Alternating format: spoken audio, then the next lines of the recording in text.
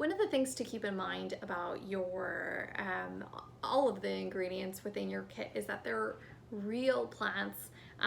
They have been chemically and naturally preserved to maintain their feel and allure. This also means that they don't require any light or any water, and if you're anything like me and can't keep real plants alive, then this is perfect because they're real plants, but they no longer require any type of maintenance.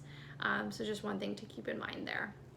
Other thing to keep in mind is because they are real plants, they naturally have different variations of colors within them. So don't be afraid to cut your plants. If you have a little browning here and there, cut those pieces off.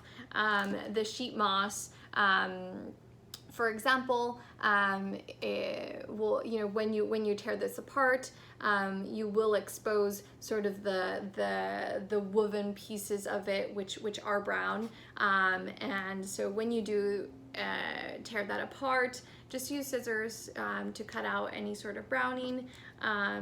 Just really shape the plants to what you like best. Let's get started.